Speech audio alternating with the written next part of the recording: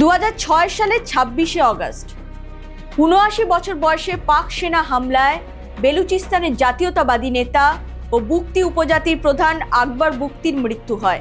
বেলুচদের আন্দোলন দমেনি, বরং নতুন করে প্রাণ পায়। যারা জাতীয়তাবাদী ছিল না তারাও হাতে অস্ত্র তুলে নেয়। আকবর বুকতির হত্যা বেলুচ গোত্রগুলিকে সংঘবদ্ধ করে এবং আন্তর্জাতিক মঞ্চে বালুচদের বিদ্রোহ ও দাবি দাওয়াকে দাঁড় করায়।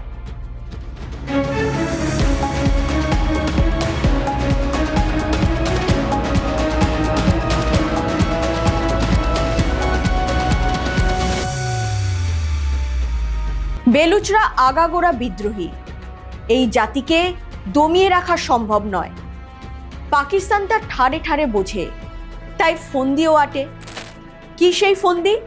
বেলুচিস্তানে বহিরাগত আফগান শরণার্থীদের ঢুকিয়ে বেলুচদের সংখ্যালঘুতে পরিণত করার ফন্দি আটে পাকিস্তান। পাকিস্তানে প্রায় ৪৫% অংশ জুড়ে রয়েছে বেলুচিস্তান।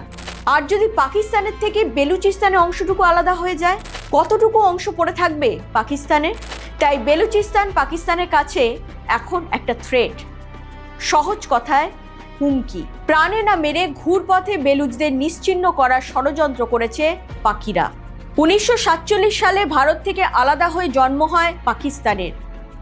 ইতিহাস বলে বালুচদের সংঘর্ষের শুরুটা ওই সময় থেকে। বেলুচিস্তানে অন্তর্গত কালাত একটি স্বাধীন রাষ্ট্র হিসেবে নিজেকে প্রতিষ্ঠা করতে চেয়েছিল। কালাতকে জোর করে পাকিস্তান রেখে দেয়। ভূখণ্ড ও স্বায়ত্ত শাসনের দাবি নিয়ে শুরু হয় সশস্ত্র বিদ্রোহ। ব্রিটিশ আমল থেকে এরা স্বাধীনতার দাবি করে আসছে। ৪০ সাল থেকেই সাইমন কমিশনের কাছেও কিন্তু এরা স্বাধীনতার দাবি জানিয়েছিল এবং এরা ৪০ সাল থেকেই, অর্থাৎ ব্রিটিশ ভারতবর্ষেই এরা কিন্তু স্বাধিকারের প্রশ্নে, স্বাধীনতার প্রশ্নে এরা কিন্তু সরব ছিল। এবং তার পরবর্তী পর্যায়ে যেটা আমরা দেখলাম, মানে কার্যত বলা হয় ফোর্সফুলি বালুচদেরকে পাকিস্তানে অন্তর্ভুক্ত করা হলো। এই বালুচিস্তান পাকিস্তানের মধ্যে যেটা আছে সেটা বিরাট ভূখণ্ড, মানে পাকিস্তানের মোট জায়গার ৪৫%, অর্থাৎ বলা যায় অর্ধেক পাকিস্তানি হলো বালুচিস্তান। বেলুচরা ক্রমশই সংখ্যালঘু হচ্ছে। বেলুচদের অস্তিত্ব মেটাতে আফগান শরণার্থী ও বহিরাগতদের বেলুচিস্তানে রাখছে পাকিস্তান। সংখ্যাটা নেহাত কম নয়। ৪০ লাখের বেশি বহিরাগত আফগান শরণার্থী বাস করছে বেলুচিস্তানে। পাঞ্জাবি, পশতুন, মুহাজির, এমনকি আফগানিস্তানের বিভিন্ন জাতিগোষ্ঠীর মানুষকে বেলুচিস্তানে বিশাল জনশূন্য এলাকায় পুনর্বাসিত করা হচ্ছে। অভিযোগ, কোনো বেলুচ ব্যক্তি যদি পরিচয়পত্র তৈরির জন্য ন্যাশনাল ডেটাবেস অ্যান্ড রেজিস্ট্রেশন অথরিটির কাছে যান, তবে সরকার তাদের পরিচয়পত্র তৈরি করে দেয় না। অথচ বেলুচিস্তানের বাইরের মানুষদের ক্ষেত্রে এই কার্ডগুলি কিছু সময়ের মধ্যে তৈরি হয়ে যায়। বেলুচ জনগোষ্ঠীর কাছে অত্যন্ত সংবেদনশীল একটি বিষয় হলো ভুয়া ডোমিসাইল বা স্থায়ী বাসিন্দার সনদ ইস্যু করা। এখন প্রশ্ন, বেলুচিস্তান কি সত্যি স্বাধীনতা চায়? কারা লড়ছে বেলুচিস্তানের স্বাধীনতার জন্য? আমরা যদি বালুচিস্তানের দিকে তাকাই তাহলে আমরা দুটো ধারা স্পষ্ট দেখতে পাচ্ছি। একটা হলো পাকিস্তানের গণতান্ত্রিক ব্যবস্থা বা পাকিস্তানের শাসন ব্যবস্থার সাথে একাত্মবোধ করে কাজ করছে একদল, আরেক দল হলো বালুচিস্তানের স্বাধীনতার জন্য কাজ করছে। যেমন Balochistan national party Mangal BNP-M, যার নেতা হলো সর্দার আখতার জন মেঙ্গল, ইনি বালুচ জাতীয়তাবাদী ভাবনার দ্বারা পরিচালিত হলেও তিনি কিন্তু পাকিস্তানের বাইরে গিয়ে স্বাধীনতার কথা বলছেন না। তাহলে একটা ধারা আছে যারা মানে সরাসরি বাংলাদেশ পাকিস্তানের সংসদীয় ব্যবস্থার মধ্যে থেকেই বালুচ জাতীয়তাবাদকে সামনে রাখতে চাইছেন। আবার ন্যাশনাল পার্টি NP বলে আরেকটা পার্টি, ডক্টর আব্দুল মালিক বালুচ, তিনি মধ্যমপন্থী মানুষ, তিনি বালুচিস্তানের জাতীয়তাবাদী ভাবনার দ্বারা পরিচালিত, কিন্তু তিনি পাকিস্তানের সংবিধানে বিশ্বাসী মানুষ। আচ্ছা। এবং তারাই কিন্তু মানে ওই বালুচিস্তানের প্রশাসনের সাথে যুক্ত। তাহলে আমি দুটো পার্টি বললাম। তৃতীয় মূলধারার পার্টি হলো বালুচিস্তান আওয়ামী পার্টি। এরা খুব শক্তিশালী এই মুহূর্তে।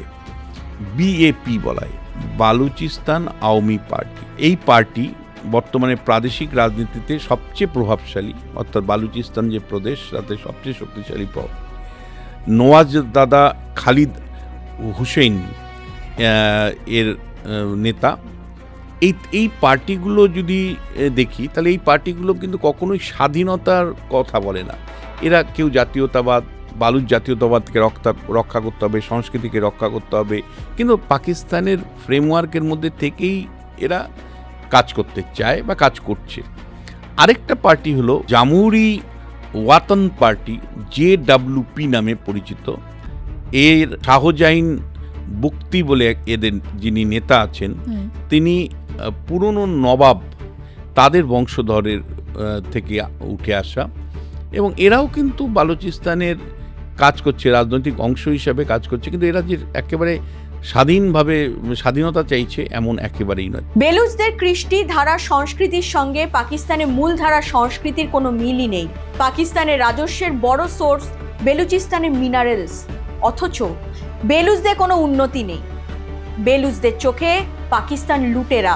পাকিস্তানের হাত ধরে বেলুচিস্তানের সোনা তামার খনি দখল করেছে চায়না। বালুচিস্তানের যে খনিগুলোর কথা বললাম, গ্যাসের যে কূপগুলো, সেগুলো সব নিয়ন্ত্রণ করতে চায়নার কোম্পানি, এবং তামার যে ওখানে যে খনি সেগুলো পুরোপুরি নিয়ন্ত্রণ করছে চাইনিজ কোম্পানিগুলো, আর সোনাটা পুরো দখল নিয়েছে চায়না। এবং বলা যায় যে চায়নার কাছে পাকিস্তান সেগুলো বিক্রি করেছে, তার বিনিময়ে সামরিক সাহায্য, আর্থিক সাহায্য। ফলে চায়না আবার কী করেছে, পাকিস্তানকে কৌশলগত সঙ্গী বানানোর নাম করে সেখানেও এক ধরনের আধিপত্য কায়েম করেছে, যে আধিপত্যে বালুচিস্তানের মানুষরা সবচেয়ে বেশি এফেক্টেড হচ্ছে। সেই কারণে চায়নার যে কোম্পানিগুলো ওখানে কাজ করছে তাদেরকে কিন্তু টার্গেট করেছে এই Baloch liberation army, Baloch liberation front বা বালুচ রিপাবলিকান আর্মি। তার কারণ এরা মনে করে চায়না যে নয়া সাম্রাজ্যবাদ এই বালুচিস্তানে প্রতিষ্ঠা করেছে, তাতে সবচেয়ে বেশি ক্ষতিগ্রস্ত হচ্ছে স্থানীয় ছেলেমেয়েরা, চাকরি পাচ্ছে না।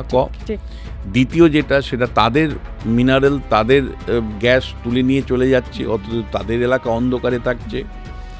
এক ধরনের শোষণ চায়না যে করছে, এটা বালুচিস্তানের শিক্ষিত মানুষরা বুঝতে পারছেন। পাকিস্তান বেলুচিস্তানকে কোনোভাবেই হাতছাড়া করতে চায় না। চায়নার সঙ্গে যৌথভাবে CPECর মতো প্রজেক্ট হাতে রয়েছে পাকিস্তানের।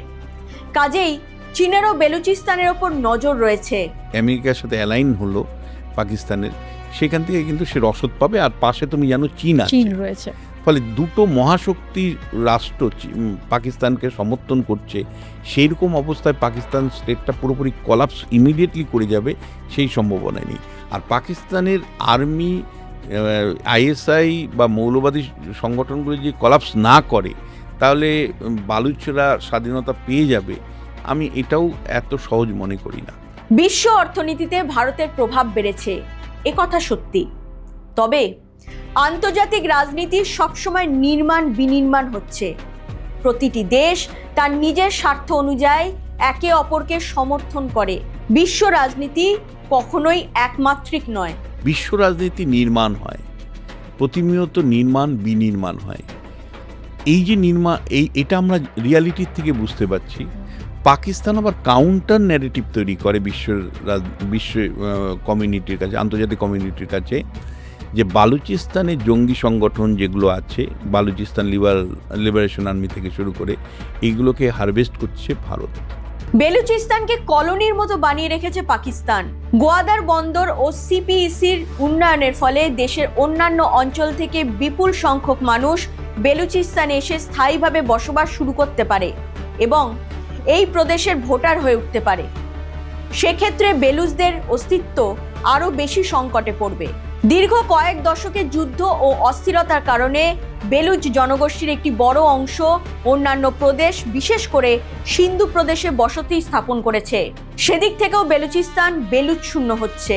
1940 সাল থেকে স্বাধীনতার প্রশ্নে সরব বেলুচিস্তান, কিন্তু স্বাধীনতা তাদের কাছে আজও অধরা। বেলুচিস্তানকে একটি অর্ধেক পাকিস্তানি বলা যেতে পারে, তবে কোনো দেশই এখনো পর্যন্ত বেলুচিস্তানের স্বাধীনতা ঘোষণাকে সায় দেয়নি। কূটনৈতিক স্বীকৃতি পায়নি স্বাধীন বেলুচিস্তান।